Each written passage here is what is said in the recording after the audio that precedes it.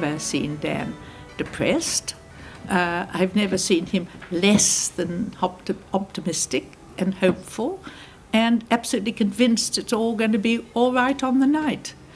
Well, he was the person that gave us our chance, really, and gave us a break to go and do it. And I think that's actually an ethos that runs throughout the King's Head, because, I know you've been speaking to Nika Burns, who has been important in the life of the King's Head as well. And she was somebody that, from there, has helped us ever since. He always did seem to have this dream of coming to England from a very young age. He was only 19 at the time, coming to England to start a theatre pub, which was his intention from the beginning. I don't think he's given into commercialism as much as a lot of other places, which I think is terrific. And you keep a kind of fire burning, an artistic flame alive by these places. That's why it's so important to have them. There's something that I'd like to actually say that not many people know about Dan Crawford. This business, show business, is like any other industry in that basically, unless you're an actor or the loyal and trusted stage doorkeeper, it is youth-orientated, like most businesses. Indeed, we run a very good and flourishing trainee assistant director programme for young people.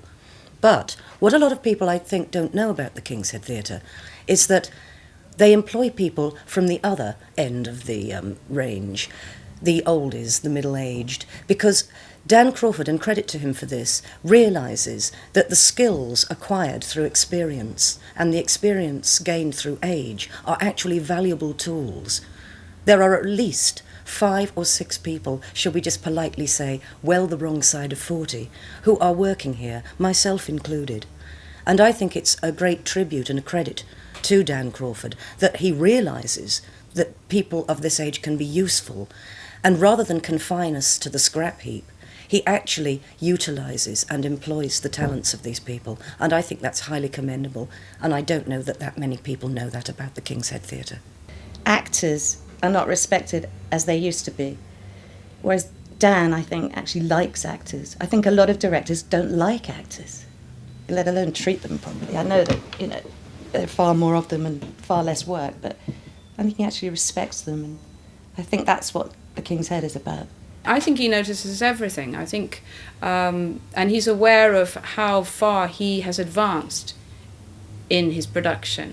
Like when we had discussions, and I say, well, maybe that bit doesn't work very well, and he'd be very relaxed about saying, well, I don't really know either. I haven't sorted that out yet. And that I found very refreshing, because almost anything I said and wanted to say, he took on board. He doesn't resist any comments, and so therefore he doesn't resist anything that he sees in front of him. He knows what actors are. He knows, again, their vulnerabilities, and he treats them well from that point of view. He's like a vicar in a village church, or maybe an organist without a bicycle.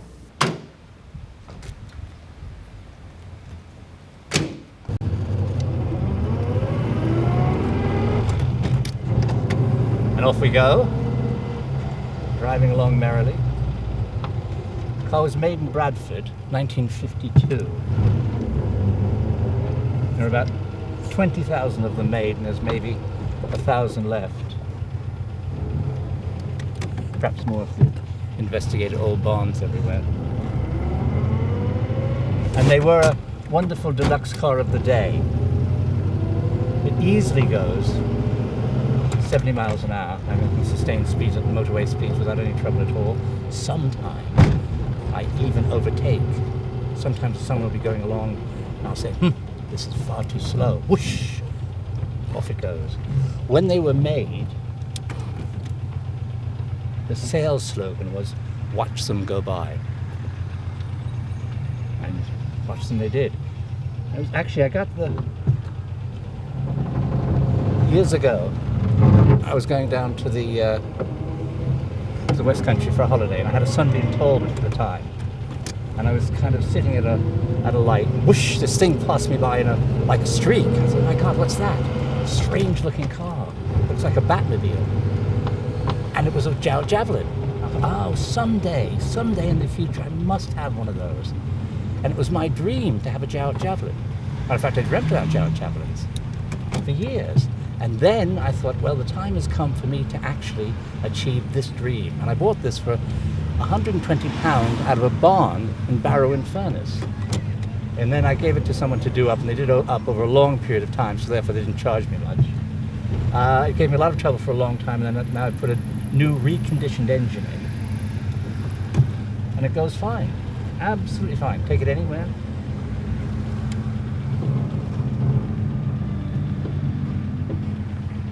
Nice and roomy.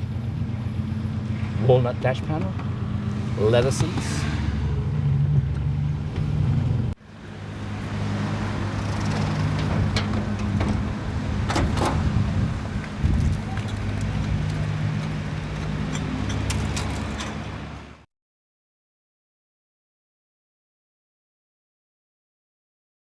The idea is to enjoy yourself, which is, after all, why we act and why we are in this business, because there's also all sorts of things that we don't enjoy. So you put up with the leaks, you put up with the cramped dressing room space. You don't even think about it, really, because it's part of it. Well, when I first came, people would say, hello, how are you? Can you do something about the food? Which was a little overwhelming. The cook at that time was using medieval instruments to prepare the food.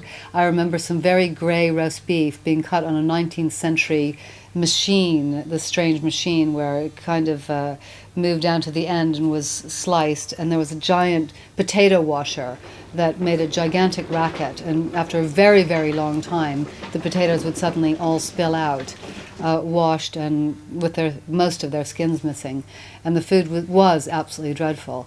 And for a while, we had a lovely punk rocker, Bobby, doing the kitchen, who used to watch Delia Smith and come in and follow the exact same recipe perfectly. God forbid you should want anything but, chicken with potatoes and tomato sauce. And we finally have Cheryl, who our lovely, lovely, lovely chef, who is marvelous in every way. And of course, as you know, her food is absolutely stunning. So for all of you out there who have not eaten at the King's Head for a while, we have 3 courses now and 3 things on the menu. So it's really good food. On the menu tonight we have smoked salmon to start, or traditional Greek salad. And main course we have chicken Florentine, which is chicken with spinach, fresh vegetables, potatoes. We have roasted vegetable lasagna, and we have roast lamb with roasted vegetables and roast potatoes. And strawberries and raspberries and ice cream. I go to the theatre probably 4 times a week. I mean, let's be absolutely frank, probably 2 of those, perhaps more, I'm bored out of my skull. And sometimes I'm bored out of my skull in subsidised theatres, and heavily subsidised theatres. I come here, and I'm never bored. I don't think I've ever been bored here. Dan lives this. He is it. There's nothing else. This is his life. It emanates from his heart rather than his mind. Okay, right, if you want to come along. Thank you. Thanks very much. Tony House, this is Dan Crawford. Hello, Dan. Nice to meet you, Tony House. Very, very nice to meet you. Do you want to have a seat over there? Thanks very much indeed. There's my CV. Thank you. There we are. Oh, and a card. That's the new agent. Oh, this is terrific. If we can launch into the text. Certainly. Yeah, Frascati. Frescanti. That's nice, yeah. Chianti. Chianti. Yeah, that's it, Chianti. That's the one. Detail it more as well. Act less and detail more. In other words, interpret the text. In other words, work the words as opposed to taking a general attitude. Dan has been in the business for a very long time and has a very good reputation. You feel safe in dealing with Dan. And I must admit, it's rather nice to come to this theatre and to be presented with a contract that's 3 pages long. And as soon as you go into the West End, that contract is 37 pages long. So it's a joy to work here because much of the business is dealt with on trust, and it is something that you don't get elsewhere. This is a very, very special theatre. Dan Crawford, you can't negotiate with. It's either no money or equity minimum. I mean, you are as close. I'm as close as you are. There is something very real about it. You can't really afford to try that fourth wall thing, you can't put the wool over anyone's eyes that it's far away, it's right here, I'm acting here, you're there, I can reach out and touch it like a rock star, I suppose I can reach out and touch and stuff like that. And I suppose that makes it visceral, you know, it makes it real, and you can't fake things when you're that close to people. And the weird thing is, well, it's not weird, but like wherever you go, people have actually heard of the King's Head. I mean, you know, seriously heard about it, not, oh yeah, you know, we was in New York talking to the guys who were producing one of our shows in New York, and he said, oh yeah, the King's Head, I know about that, have you been there, blah, blah, blah, knew Dan. You know what I mean, it's like worldwide reputation. Yeah. And justifiably so. I saw Peter do a series of Jack Brel songs at the Bridewell, and I love them, and it taught me a bit about what that writer and that singer was about, which I didn't realise. In other words, he's not just black polo neck sweaters and slashing your wrists. And so I said, listen, if you do it again, I'll write you some links. That's all it started, wasn't it? Yes, certainly. But it's also that you had a good idea. You sort of said, look, it would be good to take it to the Edinburgh Festival, basically. That's how it started. That was my idea, was it? Yes. Oh dear. And with Chris Richardson, because you phoned him. Absolutely. And I did, so I did. Absolutely. But I thought it had the makings of like a proper show, not just a sort of song cycle, really, to be honest. So Peter took it up to the Edinburgh Festival, and then about 6 months ago, he rang me up and said, look, you know, the King's Head are quite interested in doing this. Yeah. And I said, okay, well then this time let's do it absolutely properly. So it's the third reinvention of the show. Yes, and this is the proper one. This is the one. This is the proper one. We both like. Well, bizarre that it should happen in the King's Head, but there you go. Yeah, but it was happening. Well, yes, it just happened like that. But although actually, of course, we all know the King's Head. In fact, you haven't worked here before, have you? I have never worked here before. You know you are the only equity card holder in the whole of the world who's never worked at the King's Head. I've never worked at the King's Head. I've heard about it. I've seen many shows here. It's very uncomfortable sitting out there, I have to say. But if you sit on the back row, where people go with legs along, then it's fantastic.